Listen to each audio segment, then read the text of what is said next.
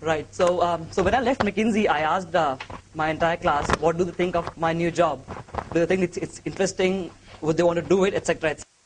And about 80% of my colleagues said, wow, that's a great thing to do, and just go for it, and it's a great thing, and we totally love it. Then I asked them, if given a chance, would you do it? I think only 5% said yes.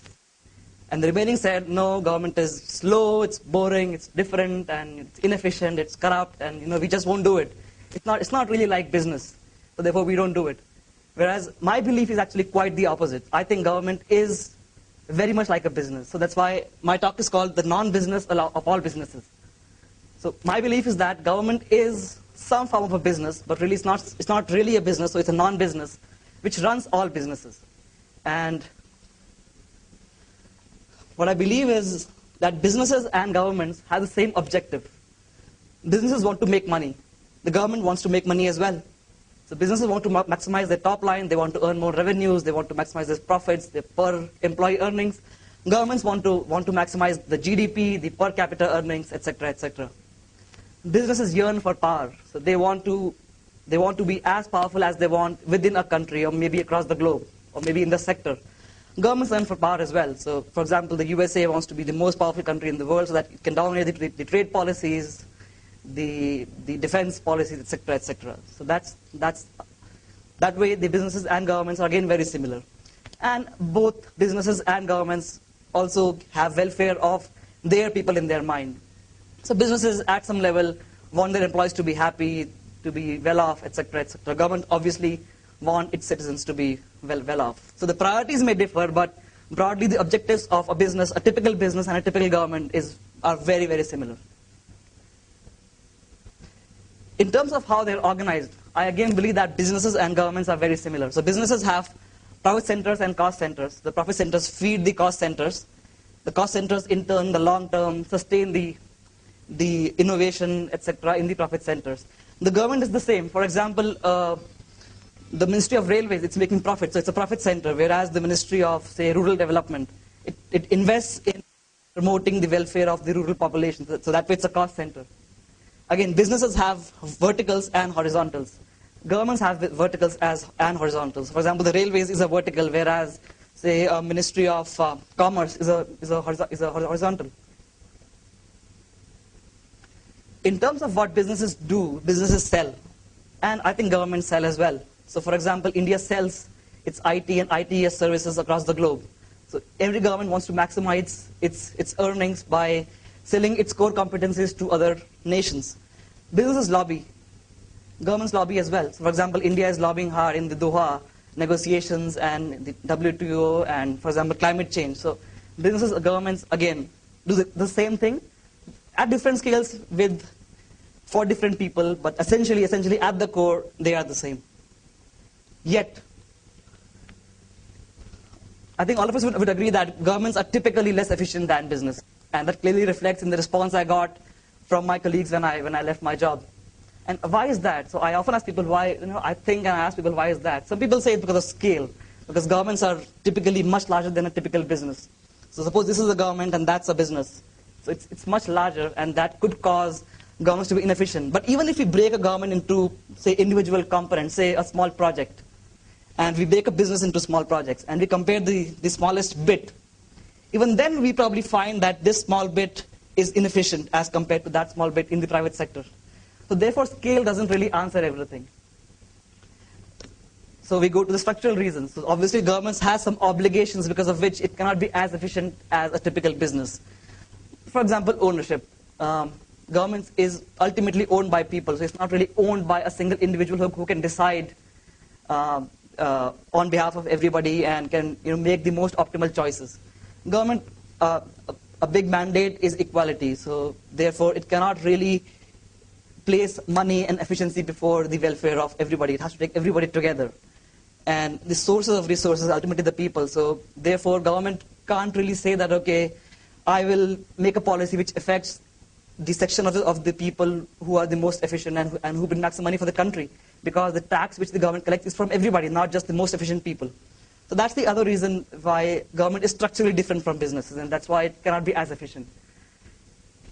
The problem is that there are lots of unavoidable reasons, lots of actually avoidable reasons, which are hidden under the garb of structural reasons. Which people say that, okay, this is the government, यहाँ पर ऐसा नहीं होता है, and therefore it will be slow. For example, suboptimal incentive system, which people typically talk of.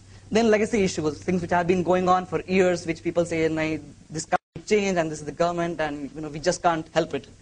Then people complain of politics. There's too much politics, and what can I do as an individual to change stuff? Then lack of accountability.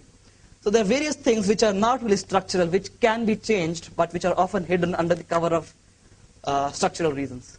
And I believe that if we can avoid these avoidable efficiencies, then governments can at least compare or at least try to be as efficient as good, efficient businesses.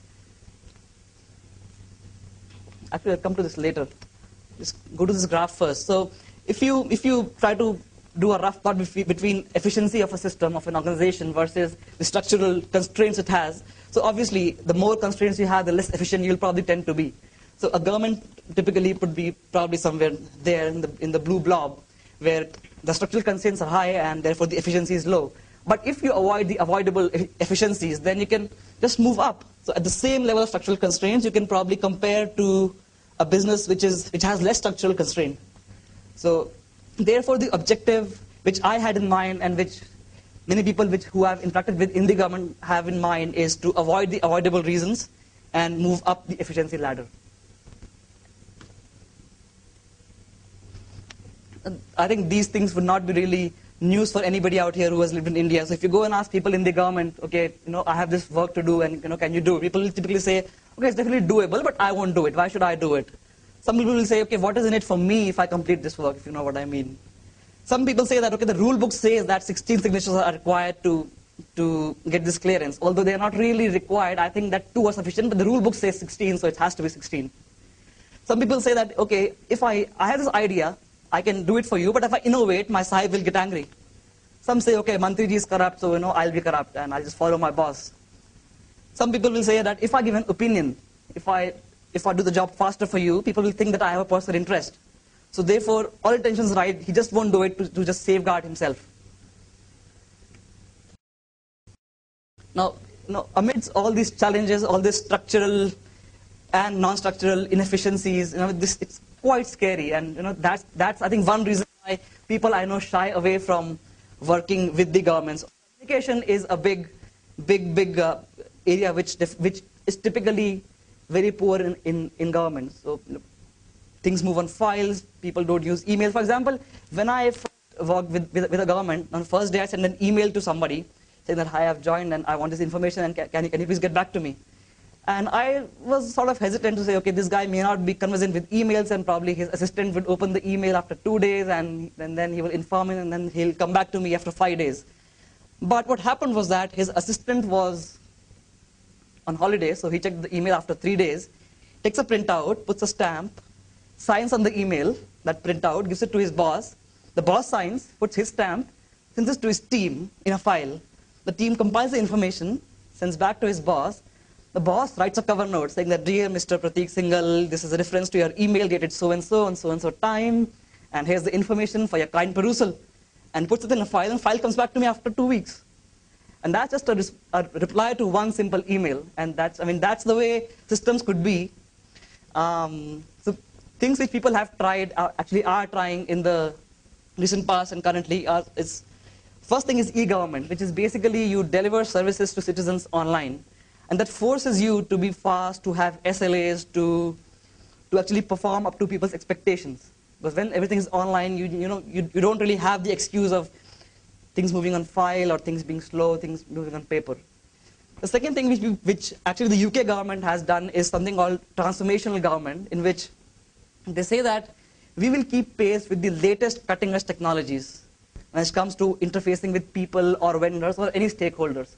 So for example, they would use things like podcasts or mobile devices and all those cutting edge things which any other business would use to give their services.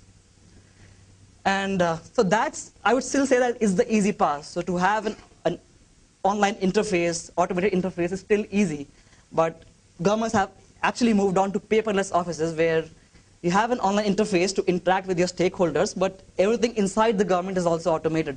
So you don't use paper at all. So everybody knows how to use computers, all the processes are automated, everything is computerized. And that's one way of sort of bring about the change of trying to move things.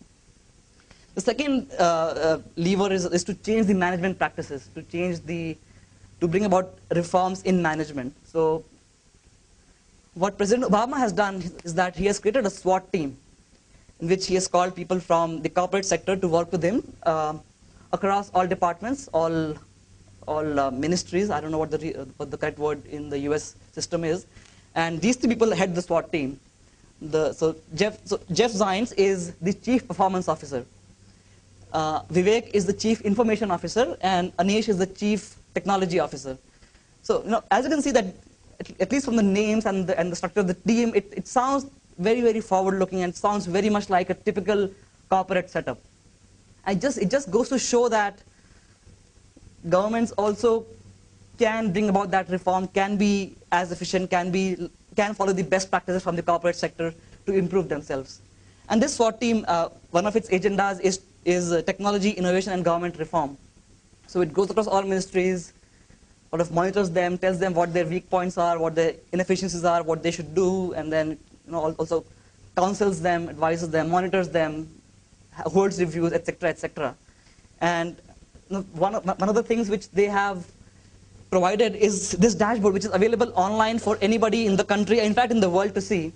So where they have the list of all their departments, they have certain measurement indicators which show how the performance of this department is, and any citizen can go and see, okay, the Department of Healthcare and Human Services is red on this one parameter, and it's yellow on this parameter, and green on this parameter. So everybody knows how my government is working. At the same time, this department is also accountable, because once it's out in the public that, okay, I am not doing well on this one particular count, then that secretary will obviously go back and try to improve that because it shows up online. So that's just one way of creating that framework which forces people to improve themselves. Now, this is what happened in the US. Something similar happened in India as well. So India Post, the Department of Posts, it's a 150-year-old department.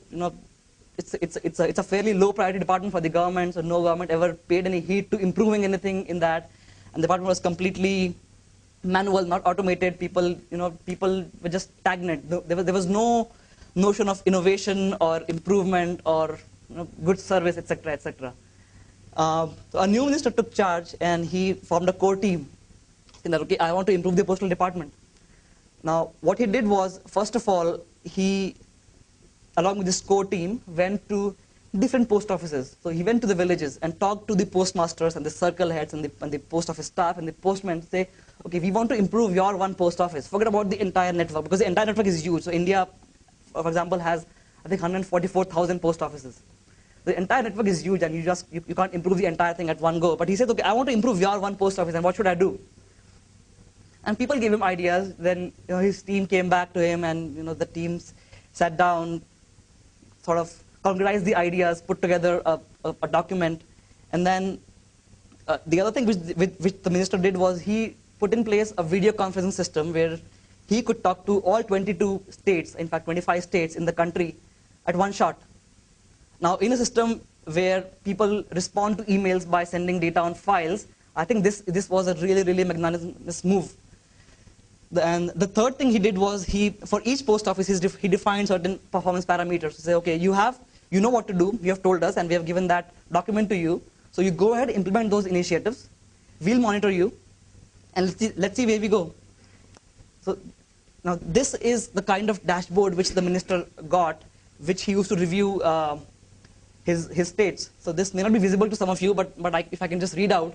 So for example, a state like Madhya Pradesh, the minister would just go and say, okay, there's a red boundary in that part of the dashboard, and he'll just go to this line and say, okay, percentage mail not delivered same day in the registered items category is 10.5%, and that's not really done. I mean, out of every 100 mails which is sent to you, you don't send 10 mails out of that to the customer, and which is really wrong. So he'll open the video conferencing setup. He'll just ask the circle head of Madhya Pradesh to say, okay, what's going on? And then that person will go back to his state dashboard and say, okay, Madhya Pradesh, here are my post offices. there's something red there. So you'll see, okay, Lashkar head office didn't deliver 11% of the registered articles on that one day. And that's how, sitting in Delhi, the core team and everybody who can make that change knows where things go wrong. And there's this constant sense of monitoring that, you know, you're being watched, and, you know, you just can't do something wrong and get away with it, which is there in the system. And that really helped us to improve the mail delivery performance from, so when we came in, it was about 70% mails were being delivered on time. And within, I think, 5 months' time, we were able to move it to 96%. So it just shows that, you know, with simple initiatives, you can really fix the basics. I'm not saying that this is all, and, you know, things like these will change the government, but what I call things of these kind is a second TED, which is use technology to create energy in the system, which will at least create some displacement. And I think once you combine these initiatives, which are called TED initiatives, with the obvious thing, which are, you know, large-scale reforms in the government, I think that's what leads to a transformed government, and that's what we're trying to do.